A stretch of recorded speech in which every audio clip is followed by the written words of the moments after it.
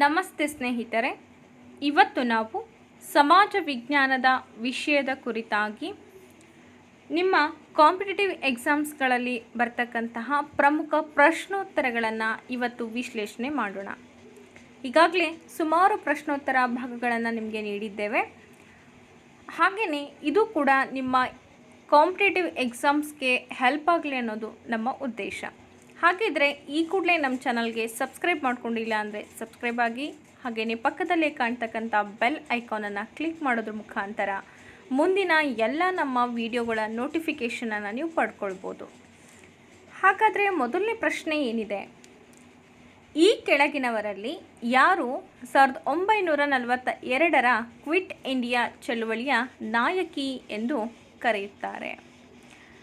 ಅಂದರೆ 1942ರಲ್ಲಿ ಏನಾಗುತ್ತೆ, quit India movement ಆಗುತ್ತೆ, ನಿಮಗೆಲ್ಲ ಗೊತ್ತೇ ಇದೆ. ಈ ಒಂದು ಕ್ವಿಟ್ ಇಂಡಿಯಾ ಮೂಮೆಂಟ್ನ ಮಹಿಳಾ ಅಧ್ಯಕ್ಷ ಸ್ಥಾನವನ್ನು ಯಾರು ವಹಿಸ್ಕೊಂಡಿದ್ರು ಅಂತ ಕೇಳ್ತಾ ಇದ್ದಾರೆ. So what is the right answer here? Doctor ಅನ್ನಿ ಬೆಸೆಂಟ್ ಇವರು ಈ ಒಂದು ಚಳುವಳಿಯ ನಾಯಕಿ ಅಥವಾ ಅಧ್ಯಕ್ಷತೆಯ ಸ್ಥಾನವನ್ನು ಅವರು ವಹಿಸ್ಕೊಂಡಿದ್ರು. ಇನ್ನು ಎರಡನೇ ಪ್ರಶ್ನೆ ಏನಿದೆ, ಪ್ರಾಚೀನ ಭಾರತದ ಈ ಕೆಳಗಿನ ಯಾವ ಲಿಪಿಯನ್ನು ಬಲದಿಂದ ಎಡಕ್ಕೆ ಬರೆಯಲಾಗಿದೆ? ಬ್ರಾಹ್ಮಿ, ಶರದಾ, ಖರೋಷ್ಠಿ, ನಂದನಗರಿ. ನೋಡಿ, ಪ್ರಾಚೀನ ಭಾರತದಲ್ಲಿ ಹೆಚ್ಚು ಒಂದು ಬಳಕೆಯಲ್ಲಿದ್ದಂತಹ ಲಿಪಿಗಳು ಅಂದರೆ ನಿಮಗೆ ಗೊತ್ತೇ ಇದೆ, ಬ್ರಾಹ್ಮಿ, ಖರೋಷ್ಠಿ ಲಿಪಿಗಳು ಅಂತ. ಅಶೋಕನು ಕೂಡ ತನ್ನ ಲಿಪಿಗಳನ್ನು ಅಥವಾ ತಮ್ಮ ಶಾಸನಗಳನ್ನು ರಚನೆ ಮಾಡಬೇಕು, ಏನಾದರೂ ಬರಿಬೇಕು ಅಂತಂದರೆ ಬ್ರಾಹ್ಮಿ ಮತ್ತು ಖರೋಷ್ಠಿ ಲಿಪಿಗಳನ್ನು ಬಳಸ್ತಾ ಇದ್ದ ಅಂತ ನಾವು ಸುಮಾರು ಕಡೆ ಕೇಳಿದ್ದೀವಿ, ಆಧಾರಗಳು ಕೂಡ ದೊರೆತಿದೆ. ಅದೇ ರೀತಿಯಾಗಿ ಇಲ್ಲಿ ಖರೋಷ್ಠಿ ಲಿಪಿ ಏನಿದೆ ಅಲ್ಲ, ಈ ಖರೋಷ್ಠಿ ಲಿಪಿಯು ಬಲದಿಂದ ಎಡಕ್ಕೆ ಇದನ್ನು ಬರೆದಿದ್ದಾರೆ. ಅದೇ ಇದರ ಒಂದು ವೈಶಿಷ್ಟ್ಯ ಅಂತ ಹೇಳ್ತಾ ಇದ್ದೀವಿ. ಇನ್ನು ಆರ್ಯರ ಬಗ್ಗೆ ನೀವು ಓದಿರ್ಬೋದು, ಒಂದು ವೇದಗಳ ಒಂದು ಕಾಲದಲ್ಲಿ ಬರ್ತಕ್ಕಂಥದ್ದು. ಈ ಆರ್ಯನ್ ಬುಡಕಟ್ಟು ಜನಾಂಗದವರ ಆರಂಭಿಕ ವಸಾಹತು ಅಂದರೆ ಈ ಆರ್ಯರು ಇವರು ಬುಡಕಟ್ಟು ಜನಾಂಗದವರು ಅಂತ ಹೇಳ್ತೀವಿ. ಇವರು ಮೊದಲು ಭಾರತ ದೇಶದಲ್ಲಿ ಎಲ್ಲಿ ಬಂದು ತಮ್ಮ ವಸಾಹತು ಅಥವಾ ತಾವು ಉಳ್ಕೊಳ್ತಕ್ಕಂಥ ಸ್ಥಳ ಯಾವುದಾಗಿತ್ತು ಮೊದಲು ಅಂದರೆ ರೈಟ್ ಆಪ್ಷನ್ ಯಾವುದು? Option A Uttar Pradesh. ನಾಲ್ಕನೇ ಪ್ರಶ್ನೆ ಏನಿದೆ, ಈ ಕೆಳಗಿನವರಲ್ಲಿ ಮೌರ್ಯರ ಕೊನೆಯ ಆಡಳಿತಗಾರ ಯಾರು? ಯಾರಾಗಿದ್ರು ಅಂತಂದರೆ ಪುಷ್ಯಮಿತ್ರ. ಇನ್ನು ಐದನೇ ಪ್ರಶ್ನೆ, ಕಂಚಿಯು ಯಾರ ರಾಜಧಾನಿಯಾಗಿತ್ತು ಅಂದರೆ ಅದು ಪಲ್ಲವರ ರಾಜಧಾನಿಯಾಗಿತ್ತು. ಸಿಯುಕಿ ಈ ಗ್ರಂಥವನ್ನು ಬರೆದಂಥವ್ರು ಯಾರು ಅಂದರೆ Hiuen Tsang. Okay, next seventh one, ಉತ್ತರಾಖಂಡದಲ್ಲಿ ವಸಾಹತು ಸಂಘರ್ಷ ಯಾರ ಒಂದು ಅವಧಿಯಲ್ಲಿ ಪ್ರಾರಂಭ ಆಗುತ್ತೆ? ಅಂದರೆ ಉತ್ತರಾಖಂಡದಲ್ಲಿ ಏನಾಗುತ್ತೆ, ವಸಾಹತು ಸಂಘರ್ಷ ಅಂದರೆ ಈಗ ಸಾಮ್ರಾಜ್ಯಗಳ ವಿಸ್ತರಣೆ ಆಗುತ್ತೆ, ಅಂಥ ಸಂದರ್ಭದಲ್ಲಿ ವಸಾಹತು ಸಂಘರ್ಷ ಅವಧಿ ಉಂಟಾಗತ್ತೆ. ಆ ಸಂದರ್ಭದಲ್ಲಿ ಇದ್ದಂತಹ ಸಾಮ್ರಾಜ್ಯ ಅಥವಾ ಮನೆತನ ಯಾವುದು ಅಂತಂದರೆ ಅಲ್ಲಿ ಮೊಘಲರ ಒಂದು ಅವಧಿಯನ್ನು ನಾವಲ್ಲಿ ಕಾಣ್ತೇವೆ.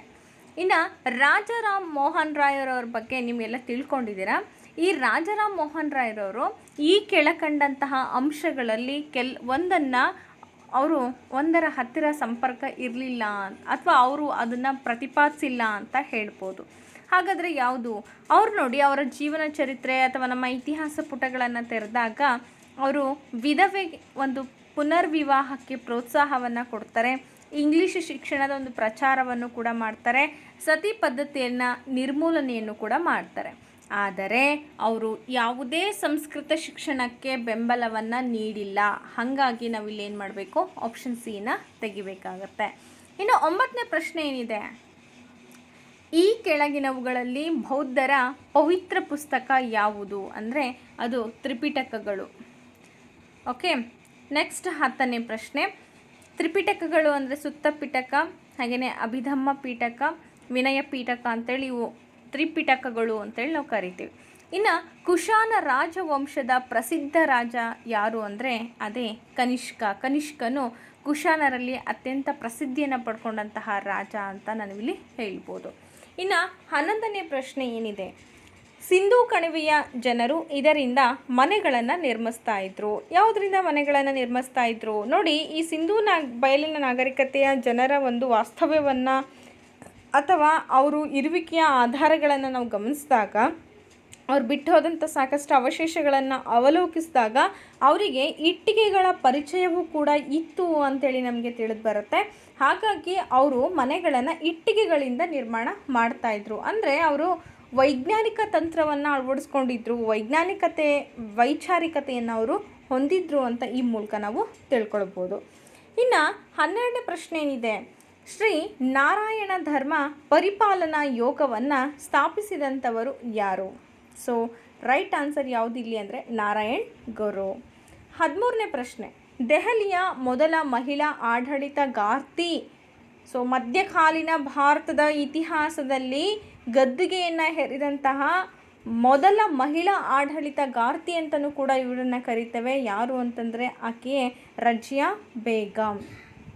ನೆಕ್ಸ್ಟ್, ಅಲೆಕ್ಸಾಂಡರ್ ಆಕ್ರಮಣದ ಸಮಯದಲ್ಲಿ ಈ ಕೆಳಗಿನ ಯಾವ ರಾಜವಂಶಗಳು ಉತ್ತರ ಭಾರತದ ಮೇಲೆ ಆಳ್ವಿಕೆಯನ್ನು ನಡೆಸ್ತಾ ಇದ್ವು ಅಂದರೆ ನಂದ ವಂಶ. ಸೊ ಅಲೆಕ್ಸಾಂಡರ್ ಆಕ್ರಮಣ ಆದ ನಂತರ ನಂದ ಸಾಮ್ರಾಜ್ಯ ಅಸ್ತಿತ್ವದಲ್ಲಿತ್ತು. ಈ ನಂದ ಸಾಮ್ರಾಜ್ಯ ಉತ್ತರದ ಭಾರತದ ಮೇಲೆ ಆಳ್ವಿಕೆಯನ್ನು ನಡೆಸ್ತಾ ಇತ್ತು.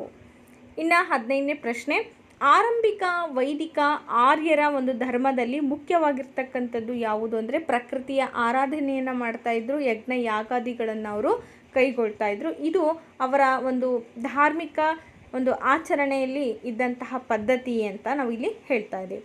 ಇನ್ನು 16ನೇ ಪ್ರಶ್ನೆ, ಈ ಕೆಳಗಿನವರಲ್ಲಿ ಯಾರು ತಿಲಕರನ್ನು ಭಾರತೀಯ ಅಶಾಂತಿಯ ಪಿತಾಮಹ ಅಂತೇಳಿ ಕರೀತಾರೆ? ನೋಡಿ, ಸಾಕಷ್ಟು ಬೇರೆ ಬೇರೆ ಎಲ್ಲ ವಿಚಾರಧಾರೆಗಳನ್ನು ನಾವು ನೋಡಿದ್ದೀವಿ ತಿಲಕರ ಬಗ್ಗೆ, ಬಾಲ್ ಗಂಗಾಧರ್ ತಿಲಕರ ಬಗ್ಗೆ. ಆದರೆ ಇಲ್ಲೇನು ಹೇಳ್ತಾರೆ ಅಂತಂದರೆ ಅವರು ಅಶಾಂತಿಯ ಪಿತಾಮಹ ಅಂತೇಳಿ ಕರೀತಾರೆ. ಯಾರು ಅಂದರೆ ವ್ಯಾಲೆಂಟೈನ್ ಚಿರೋಲ್ ಅಂತಕ್ಕಂಥ ಒಬ್ಬ ವ್ಯಕ್ತಿ. ಗೊತ್ತಾಯ್ತಾ? ಸೊ ಯಾರು? ಹಾಗಾದರೆ ಆಪ್ಷನ್ ಬಿ. ನೆಕ್ಸ್ಟ್ 17ನೇ ಪ್ರಶ್ನೆ, 1906ರಿಂದ 1920ರವರೆಗೆ ಭಾರತದ ಸ್ವಾತಂತ್ರ್ಯ ಸಂಗ್ರಾಮದಲ್ಲಿ ಮಹಮ್ಮದ್ ಅಲಿ ಜಿನ್ನಾರವರ ಪಾತ್ರ ಏನಾಗಿತ್ತು ಅಂದರೆ ಬಹಳ ಮುಖ್ಯವಾಗಿತ್ತು ಅಂತ ಹೇಳ್ತಾ ಇದ್ದೀವಿ. ಒಟ್ಟಿನಲ್ಲಿ ರಾಷ್ಟ್ರೀಯತೆಯು ಐಕ್ಯತೆಯನ್ನು ಕಾಣಬೇಕು ಅಂತೇಳಿ ಅವರ ಒಂದು ದೃಷ್ಟಿಕೋನ ಇತ್ತು. ಎಲ್ಲಿಂದ ಎಲ್ಲಿವರೆಗೆ ಅಂದರೆ 1906ರಿಂದ 1920ರವರೆಗೂ ಕೂಡ ಅವ್ರ ಪಾತ್ರ ಬಹಳ ಮುಖ್ಯವಾಗಿತ್ತು ನಮ್ಮ ಸ್ವತಂತ್ರ ಪಡೆಯುವಲ್ಲಿ ಅಂತ ಹೇಳ್ತಾ ಇದ್ದೀವಿ. ಹಾಗೆಯೇ ಅವ್ರ ಪಾತ್ರ ಹೇಗಿತ್ತು ಅಂದರೆ ರಾಷ್ಟ್ರೀಯವಾದಿಗಳಾಗಿದ್ದರು ಮತ್ತು ಜಾತ್ಯತೀತ ತತ್ವವನ್ನು ಅವರು ಅಳವಡಿಸ್ಕೊಂಡಿದ್ರು. ಅದನ್ನೇ ಪ್ರತಿಪಾದನೆಯನ್ನು ಕೂಡ ಮಾಡ್ತಾಯಿದ್ರು. ಆದರೆ ಮುಂದೆ ನಿಮಗೆ ಗೊತ್ತಿದೆ ಇಬ್ಬಾಗವನ್ನು ಮಾಡಲಿಕ್ಕೆ ಅವರೇ ಕಾರಣ ಆದರು ಅಂತ ನಾವು ಹೇಳ್ತೀವಿ. ಇನ್ನು 18ನೇ ಪ್ರಶ್ನೆ ಏನಿದೆ, ಸಾರನಾಥ್ ಯಾವ ರಾಜ್ಯದಲ್ಲಿ ಕಂಡುಬರುತ್ತೆ? ಸೊ ಸಾರನಾಥ್ ಉತ್ತರ ಪ್ರದೇಶದಲ್ಲಿ ನಾವು ನೋಡ್ಬೋದು. ಇನ್ನು ಗೋತ್ರ ಎಂಬ ಪದವು ಮೊದಲ ಬಾರಿಗೆ ಎಲ್ಲಿ ಕಾಣಿಸ್ಕೊಳ್ತು ಅಥವಾ ಎಲ್ಲಿ ನಾವು ನೋಡ್ಬೋದು ಅಂತಂದರೆ ಅದನ್ನು ಅತ್ಯಂತ ಪ್ರಾಚೀನ ಒಂದು ವೇದವಾದಂತಹ ಋಗ್ವೇದದಲ್ಲಿ ನಾವು ಅದನ್ನು ನೋಡ್ಬೋದು. ಇನ್ನು 20ನೇ ಪ್ರಶ್ನೆ, ಈ ಕೆಳಗಿನವರಲ್ಲಿ ಯಾರು ಭಾರತೀಯ ರಾಷ್ಟ್ರೀಯ ಸೇನೆಯೊಂದಿಗೆ ಸಂಬಂಧವನ್ನು ಹೊಂದಿಲ್ಲ? ಡೈರೆಕ್ಟ್ ಆನ್ಸರ್ ರಾಸ್ ಬಿಹಾರಿ ಬೋಸ್ರವರು ರಾಷ್ಟ್ರೀಯ ಸೇನೆಯೊಂದಿಗೆ ಅಂದರೆ ಭಾರತ ಒಂದು ರಾಷ್ಟ್ರೀಯ ಸೇನೆಯೊಂದಿಗೆ ಯಾವುದೇ ರೀತಿಯಾದಂತಹ ಸಂಬಂಧವನ್ನು ಅವರು ಹೊಂದಿರಲಿಲ್ಲ. ಎಸ್, ಹಾಗಿದ್ದರೆ ಮತ್ತೆ ಮುಂದಿನ ವಿಡಿಯೋದಲ್ಲಿ ಭೇಟಿಯಾಗೋಣ. Thanks for watching. ಬಾಯ್.